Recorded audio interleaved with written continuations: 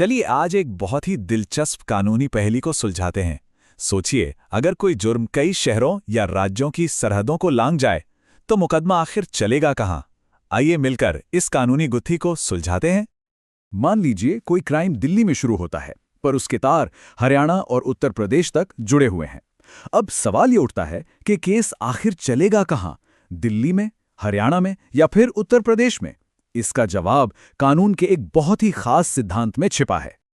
तो आज हम क्या क्या देखने वाले हैं? सबसे पहले समझेंगे कि ये अधिकार क्षेत्र का सवाल है क्या।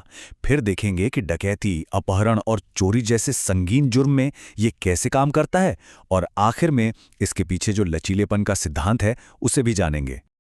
तो चलिए सबसे पहले उस बुनियाद को समझते हैं जिस पर यह पूरा कानून खड़ा है। इसे कहते हैं वैकल्पिक स्थानीय अधिकार क्षेत्र, मतलब ऑल्टरनेटिव लोकल जुरिस्डिक्शन। अब ये सुनने में थोड़ा भारी भरकम लग सकता है, पर चलिए देखते हैं इसका मतलब क्या है। तो आखिर ये है क्या? देखिए, भारत का जो नया कानून है, भारतीय नागरिक सुरक्षा संहिता 2023, उसकी धारा 201 कहती है कि कुछ खास तरह के अपराधों के लिए एक से ज्यादा जगहों पर मुकदमा चलाने का ऑप्शन होता है। मतलब कानून को इतना फ्लेक्सिबल बनाया गया है ताकि न्याय आसानी से मिल सके। अच्छा, अब जरा समझते हैं कि ये सिद्धांत डकैती या फिर पुलिस हिरासत से भाग जाने जैसे संगीन और संगठित अपराधों पर कैसे लागू होता है। मतलब वो जुर्म जहां अक्सर पूरे पूरे गैंग शामिल होते हैं। तो एक सिचुएशन लेते हैं।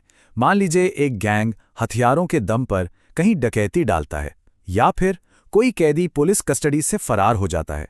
अब ऐसी हालत में कानून क्या ऑप्शन देता है, चलिए देखते हैं। यहां पर कानून एक बहुत ही कह सकते हैं स्मार्ट और पावरफुल ऑप्शन देता है। मुकदमा या तो वहां चल सकता है जहां जुर्म हुआ, या फिर जहां भी वो आरोपी पकड़ा गया हो। ये नियम बहुत जरूरी है क्योंकि इससे अपराधी अगर भाग भी जाए तो भी न्याय का रास्ता बंद नहीं होता। मतलब साफ है, डकैती बिहार में हुई और डाकू पकड़ा गया पंजाब में, तो केस कहीं भी चल सकता है, बिहार में भी, पंजाब में भी। चलिए अब बात करते हैं किडनैपिंग यानी अपहरण जैसे जुर्म की। ये वो अपराध हैं जो किसी एक जगह पर नहीं टिकते, बल्कि पीड़ित के मूवमेंट के साथ साथ चलते हैं। देखिए, किडनैपिंग के केस में सबसे बड़ी चुनौती ही यही है कि ये क्राइम एक जगह पर फिक्स नहीं होता। क्रिमिनल विक्टिम को एक शहर से दूसरे या एक राज्य से दूसरे राज्य भी ले जा सकता है। तो फिर सवाल वही है, मुकदमा आखिर चलेगा कहां? इसका जवाब बहुत सीधा है। कानून एक तरह से विक्टिम के रास्ते का पीछा करता है। मुकदमा वहां भी हो सकता है जहां से किडनैपिंग हुई, उन सभी जगहों पर जहां जहां से उसे ले जाया गया, और हां, उस आखिरी जगह पर भी जहां उसे छिपाकर या कैद करके रखा गया था। अब आते हैं प्रॉपर्टी से जुड़े उन आम अपराधों पर, जैसे कि चोरी, लूट और एक्सटॉर्शन यानी जबरन वसूली। चलिए देखते हैं कि इन मामलों में जुरिस्डिक्शन के नियम क्या कहते हैं। इन मामलों में ना कानून सिर्फ ये नहीं देखता कि जुर्म कहां हुआ, वो चोरी के सामान की जर्नी को भी ट्रैक करता है।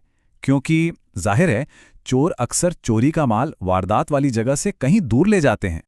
तो यहां मुकदमे के लिए 3 पॉसिबल जगह बन जाती हैं। पहली, जहां जुर्म हुआ; दूसरी, जहां चोर ने चोरी का सामान अपने कब्जे में रखा; और तीसरी, ये भी सुनिए, जहां किसी और ने जानबूझकर वो चोरी का माल खरीदा या अपने पास रखा। सोचिए जरा, चोरी हुई मुंबई में, सामान रखा गया पुणे में और बिका दिल्ली में, तो केस इन तीनों में से किसी भी जगह चल सकता है। और अब आते हैं हमारी आखिरी कैटेगरी पर। ये वो जुर्म है जो भरोसा तोड़ने और चोरी का माल रखने से जुड़े हैं, जैसे कि क्रिमिनल मिसअप्रोप्रिएशन या आपराधिक दुर्विनियोग। ये अपराध ना अक्सर थोड़े पेचीदा होते हैं, क्योंकि इनमें किसी की प्रॉपर्टी का गलत इस्तेमाल करना या फिर भरोसे को तोड़ना शामिल होता है। तो ऐसे मामलों में कानून ये जुरिस्डिक्शन यानी अधिकार क्षेत्र कैसे तय करता है?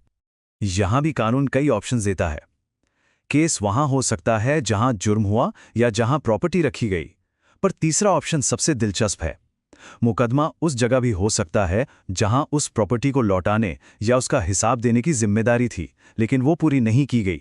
जैसे मान लीजिए किसी एजेंट को क्लाइंट के पैसे मुंबई ऑफिस में जमा करने थे, पर उसने नहीं किए, तो केस मुंबई में भी चल सकता है, भले ही उसने वो पैसे कहीं और ही क्यों ना इस्तेमाल किए हों।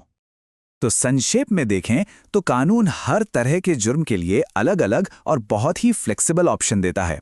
गंभीर अपराधों के लिए अलग नियम, अपहरण के लिए अलग, चोरी के लिए अलग, और इन सब का मकसद एक ही है कि न्याय किसी भी हालत में होकर रहे। तो अब आते हैं सबसे जरूरी सवाल पर। आखिर कानून में इतना लचीलापन, इतनी फ्लेक्सिबिलिटी है क्यों? ये इतनी जरूरी क्यों है? इसके पीछे का आइडिया बहुत सीधा और बहुत पावरफुल है। न्याय रुकना नहीं चाहिए। अपराधी चाहे कहीं भी भाग जाए या सबूत कहीं भी मिले, कानूनी कार्रवाई को असरदार तरीके से पूरा किया ही जाना चाहिए। और ये बात सीधे कानून की किताब से आती है।